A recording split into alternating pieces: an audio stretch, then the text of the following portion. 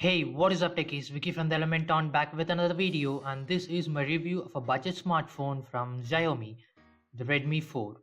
Xiaomi is actually a medium to low-end smartphone manufacturer that aims to target the bulk consumer countries like China and India. The 4 is a recent budget phone from the company with some pretty good specs up in its sleeve. Let's take a look.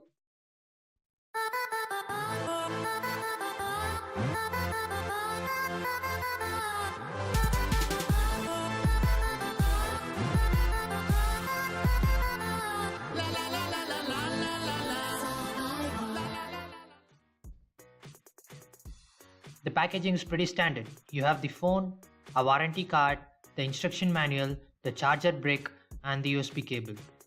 And as usual, there is no headphones in the box.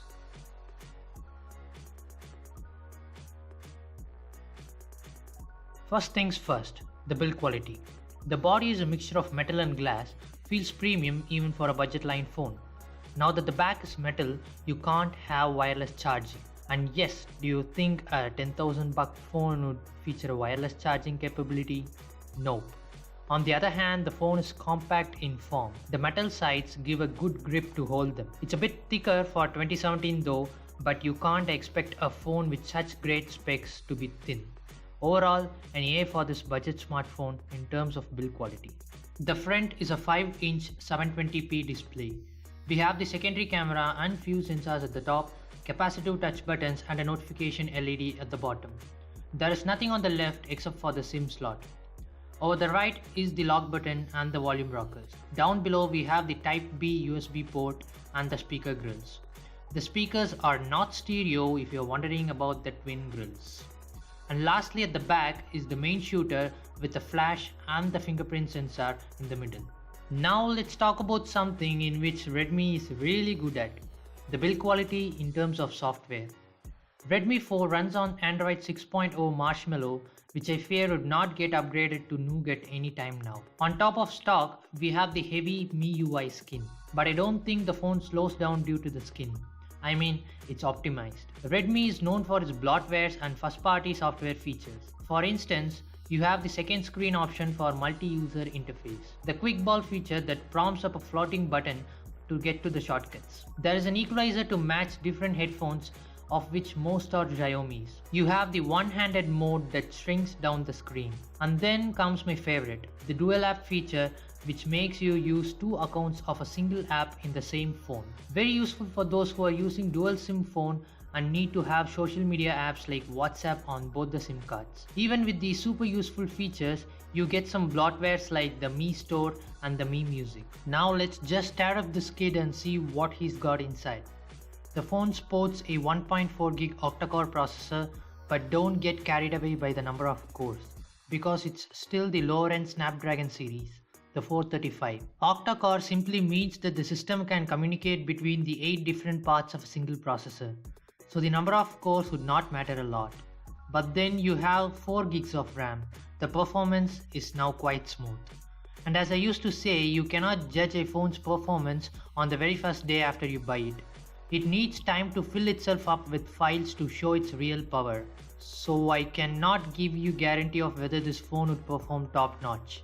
But for now, you can play some low to mid-level games without any screen freezes, but games like Asphalt might be a nightmare on this phone.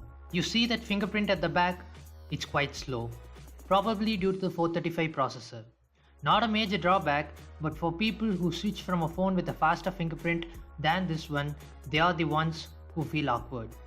In order to pump up the performance for such small price bracket, Redmi had to compromise on stuff like Type-C port and IP67 water resistance. Now let's talk about the camera. Over the back is a 13 megapixel single lens f2.0 shooter that brings out appreciably good photos.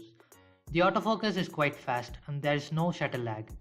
The images look good for a 10,000 buck phone, but the photos that were shot during the night, they don't look quite right. If you take a close look, the images look smudged. That's due to the beauty effect like filters inbuilt into the phone's software. Technically, I think the pixels overlap each other to reduce the noise effect. The front camera is a joke. It's a 5 megapixel but looks like a typical VGA camera. Last up in the row is the battery. This is where the Redmi 4 stands out. With 4100 mAh, you get the best value for money in terms of battery. Though not having a quick charge option, the battery life is up to the mark. So an A+ for the battery life. Okay, some closing thoughts on the Redmi 4. Good phone for the price. You can't expect a beast-like performance, but still it's reasonably good.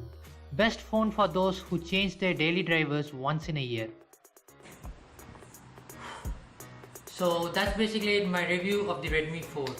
Please do comment below your experience of using this phone if you already own one, and you might want to share this video to your friends because this is the festive season and this might be the right time for you or your friends to buy a new phone. And who knows, this might be your next phone. Maybe. That's it. Thank you so much for watching. Please feel free to subscribe to know more about tech, and I'll see you soon.